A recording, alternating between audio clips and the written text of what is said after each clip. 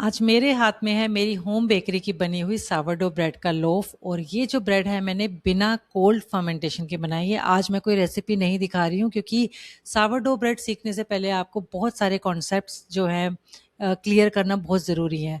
आपकी स्क्रीन के सामने भी जो दो ब्रेड लोफ्स दिखाई दे रहे हैं उसमें से एक कोल्ड प्रूफिंग के साथ है और एक है बिना कोल्ड फर्मेंटेशन के। अब आज का जो टॉपिक है वो होने वाला है कोल्ड फर्मेंटेशन, क्योंकि ये बहुत बहुत इम्पॉर्टेंट टॉपिक है और इसको लेकर के मुझे लगता है बहुत सारे सवाल आप लोगों के दिमाग में होंगे। तो मैं बात करने वाली हूँ कि कोल्ड फर्मेंटेशन होता क्या है, क्या सच में इस मेथड को इस्तेमाल करने से आपकी ब्रेड बहुत ज़्यादा अच्छी बनती है, वर्ल्ड वाइड बेकरीज क्यों ये मेथड का इस्तेमाल करती है, कुछ सच में कुछ इसके पीछे है कारण या सिर्फ हवाबाजी है, और जो हमारी कमर्शियल यीस्ट वाली ब्रेड होती है और सावरडो ब्रेड में क्या उन दोनों में कोल्ड फर्मेंटेशन एक तरीके से काम करती है, दोनों के रिजल्ट्स डिफरेंट होते हैं। और साथ ही मैं लास्ट में बात करने वाली हूँ, कुछ वीडियोस मैंने अभी देखे थे जो ये क्लेम कर रहे थे कि भी आटा जो है गूंद करके फ्रिज में नहीं रखना चाहिए, उसकी रोटी नहीं बनानी चाहिए, वो बासी हो जाता है। बासी तो खैर होगा ही, उसके अंदर जर्म्स आ जाते हैं, बैक्टीरिया आ जाते हैं, तो वो जहर बन जाता है। तो क्या सच में ऐसा है या सिर्फ एक ये सनसनीखेज खबर है? तो आज इन सारे टॉपिक्स पे हम लोग बात करने वाले हैं। बाकी टॉपिक्स में जाने से पहले हम लोग सबसे पहले समझ लेते हैं कि कोल्ड फर्मेंटेशन होता क्या है। कोल्ड फर्मेंटेशन वो होता है जब हम ब्रेड डो को 2 से 8 डिग्री सेल्सियस के टेम्परेचर पर किसी ठंडी जगह पर रख देते हैं। बेकरी की भाषा में इसको रिटार्डिंग बोला जाता है और इस प्रोसेस का मतलब होता है फर्मेंटेशन को डिले करना। अब बेकरी में जो है, घरों में तो हम लोग फ्रिज का इस्तेमाल करते हैं, लेकिन बेकरीज में इस वाले प्रोसेस को करने के लिए मशीन्स आती है अलग से, जिसको कि रिटार्डर प्रूफर बोला जाता है। इसके अंदर ठंडा टेम्परेचर भी होता है, मतलब जो हमें टेम्परेचर अपने फर्मेंटेशन को स्लो करने के लिए चाहिए वो टेम्परेचर से लेकर ह्यूमिड टेम्परेचर तक होता है, ताकि जब अगर मान लीजिए हमें ब्रेड को जब प्रूफ करना है, फाइनल प्रूफिंग करनी है, उस टाइम पे हम उसको जो है थोड़ा सा गर्म टेम्परेचर पर ले आते हैं। क्योंकि बेकरी में हम लोग एजम्पशंस नहीं लगा सकते हैं कि इतने टेम्परेचर पर जो है हमारी ब्रेड ऐसी हो जाएगी, या उस तरीके से हम लोग नहीं सोच सकते। हम एकदम परफेक्ट और प्रिसाइज रिजल्ट्स चाहिए, इसके लिए ये वाली मशीन्स आती हैं। अब इससे पहले कि मैं आप लोगों के साथ शेयर करूं कोल्ड फर्मेंटेशन के साथ और कोल्ड फर्मेंटेशन के बिना मेरे ब्रेड लोव्स में क्या डिफरेंस था, उससे पहले ये समझना ज़रूरी है कि वर्ल्ड वाइड बेकरीज इसको इस्तेमाल क्यों करती है। इसके दो सबसे बड़े कारण हैं। सबसे पहला कारण है बिजी स्केड्यूल।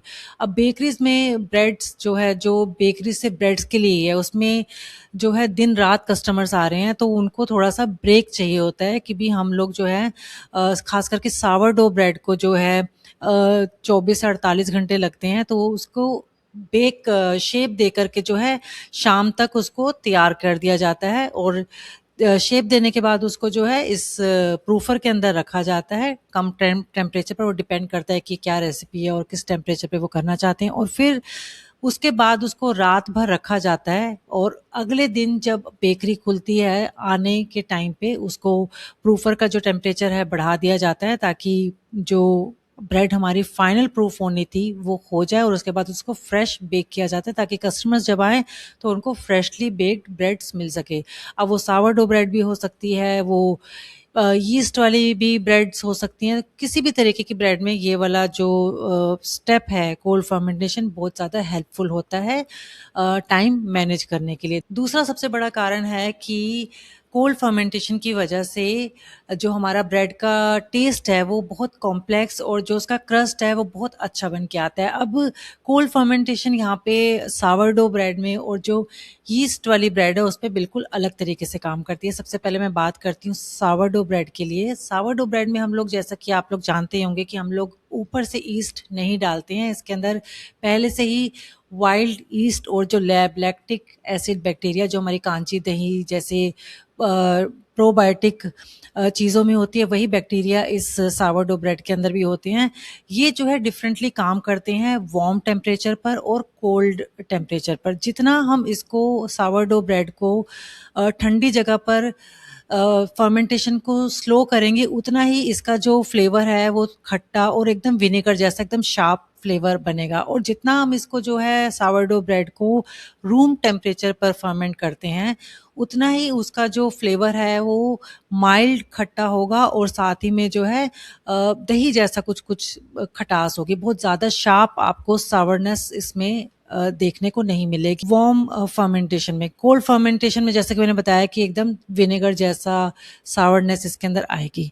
यीस्ट वाली ब्रेड में बहुत ज़्यादा फ़र्क कोल्ड फर्मेंटेशन का ऐसा नहीं पड़ता है, क्योंकि सावरडो ब्रेड में जैसे कि मैंने बताया कि हमारा वाइल्ड यीस्ट होता है और लैब यानी कि लैक्टिक एसिड बैक्टीरिया, जिसकी वजह से कि ये वाले एसिड्स प्रोड्यूस करती है ये वाली ब्रेड खटास वाले, ठीक है। लेकिन जो यीस्ट वाली ब्रेड है इसके अंदर कमर्शियल यीस्ट होता है और ये वाले जो यीस्ट होता है ये इस तरह के एसिड्स प्रोड्यूस नहीं करता है, तो वो खटास और वो ऐसी चीज़ आपको इसमें ज़्यादा नहीं देखने को मिलेगी, इतना आपको पता नहीं चलेगा। क्रस्ट थोड़ा-सा उसका अच्छा आ सकता है। यीस्ट वाली ब्रेड में मेन आपको जो फ़ायदा होगा वो होगा टाइम का, कि आप टाइम आपको मिल जाएगा। अगर आप बिज़ी हैं, आप शेप दे कर के उसको लोaf को जो है फ्रिज में रख देते हैं, तो आपके पास टाइम नहीं है तो अगले दिन आप इसको बेक कर सकते हैं। लेकिन अब ये भी ना डिपेंड करता है, अब आप ये सोचिए कि मैं इसको फ्रिज में रख दूँ, ठीक है। अब किस टेम्परेचर पे आप उसको रख रहे हैं ये भी मैटर करता है। अगर आप उसको बहुत ठंडे में रख देंगे तो वो फर्मेंट ही नहीं होगी, बहुत स्लो फर्मेंटेशन हो जाएगी, एकदम स्टॉप सी हो जाएगी फर्मेंटेशन। अगर आप थोड़े से ज़्यादा टेम्परेचर पे रख देंगे तो हो सकता है कि वो जो है ओवर प्रूफ हो जाए, है ना? तो अंडर प्रूफ ब्रेड का होना और ओवर प्रूफ होना दोनों ही खतरनाक बात है। दोनों ही सिचुएशंस में जो है हमारी परफेक्ट ब्रेड नहीं बनती और उसका जो क्रम्ब है वो बहुत डेंस आएगा। तो इसीलिए अभी मैं आपको मेरी जो सावरडो ब्रेड है जो मैंने बिना कोल्ड फर्मेंटेशन के बनाई है उसको अभी एक स्लाइस में आपको काट करके दिखाती हूँ। तो आपको पता चलेगा कि मैं क्या कह रही हूँ, कि ये सारी चीज़ें किन चीज़ों पर डिपेंड करती है। कोल्ड फर्मेंटेशन एक तरीका है टाइम बाय करने का, टाइम मैनेज करने का, सावरडो जैसी ब्रेड्स में थोड़ा-सा फ्लेवर और क्रस्ट अच्छा लाने का, उसको जो हम स्कोरिंग करते हैं उसमें थोड़ी हेल्प हो जाती है। तो ये सारी चीज़ें कोल्ड फर्मेंटेशन में हेल्प करती है, लेकिन बाकी चीज़ों में जो है उतना मुझे नहीं लगता कि हेल्प करता है। मैं भी आपको स्लाइस दिखाती हूँ, फिर आपको ज़्यादा अच्छे से पता चलेगा कि मैं आपको क्या कहना चाह रही हूँ। और यहाँ पे आप देख सकते हैं कि बिना कोल्ड प्रूफिंग के भी, बिना फ्रिज में रखे भी जो है इसका कितना अच्छा टेक्सचर आया है। ओपन क्रम्स हैं, एकदम अच्छे से फूली है ब्रेड, कहीं पे भी डेंस नहीं है मेरी सावरडो ब्रेड, है ना। जबकि बोला जाता है कि सावरडो ब्रेड को जो है कोल्ड फर्मेंटेशन की ज़रूरत पड़ती है ना। तो रिज़ल्ट आपके सामने है।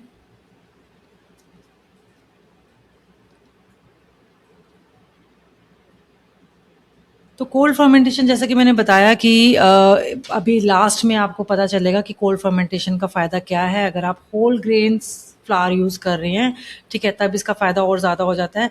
लेकिन रिज़ल्ट में मैंने बताया कि आपका एक्सपीरियंस, आपकी टेक्नीक, आप कौन-सा फ्लावर यूज़ कर रहे हैं, स्टार्टर कैसा है, स्टार्टर की क्वांटिटी कितनी है, वो सब जो है ज़्यादा मैटर करता है आपके रिज़ल्ट के लिए। ये आप सामने देख सकते हैं। अब बात कर लेते हैं लास्ट टॉपिक की, जो कि है जो मैं बता रही थी कि जो वीडियोस देखे थे वो कह रहे थे कि फ्रिज में रखे आटे की रोटी नहीं बनानी चाहिए, उसमें जर्म्स है, बैक्टीरिया है, हानिकारक है, जहर बन जाता है। तो ये जो मैं बात कहने वाली हूँ वो हमारी ब्रेड पे भी लागू होती है और चपाती वाले आटे पर भी लागू होती है। तो देखिए, जो हमारे होल ग्रेन्स होते हैं ना, जैसे कि गेहूँ, उसके अंदर हमारे फाइटिक एसिड्स मौजूद होते हैं, ठीक है। फाइटिक एसिड्स वैसे तो देखो अच्छी चीज़ है, लेकिन ये इसका थोड़ा-सा प्रॉब्लम ये होता है कि ये जितने भी मिनरल्स होते हैं ना, आयरन, कैल्शियम, मैग्नीशियम जैसे विटामिन्स और मिनरल्स को ना ये अपने साथ बाँध लेता है, जिसकी वजह से हमारी बॉडी जो है एब्ज़ॉर्ब नहीं कर पाती इन विटामिन्स और मिनरल्स को, ठीक है। अब कुदरत ने अगर कुछ चीज़ दी है, प्रॉब्लम दी है, तो सॉल्यूशन भी दिया है। तो ठीक जिस तरीके से फाइटिक एसिड्स मौजूद होते हैं हमारे गेहूँ में या होल ग्रेन्स में, ठीक उसी तरीके से हमारे जो है एंजाइम्स भी मौजूद होते हैं, जिनको फाइटेस बोला जाता है। तो ये जो एंजाइम्स होते हैं, ये फाइटिक एसिड्स को तोड़ कर के इसको एब्ज़ॉर्ब करने में हेल्प करते हैं, ठीक है। बस इन एंजाइम्स को जो है थोड़ा-सा वक़्त चाहिए अपने काम को करने के लिए, और साथ में अगर डो में कुछ एसिडिक चीज़ है, यानी कि जैसे कि ब्रेड के लिए तो ख़ैर ये बहुत फ़ायदेमंद है ही, क्योंकि ब्रेड में हम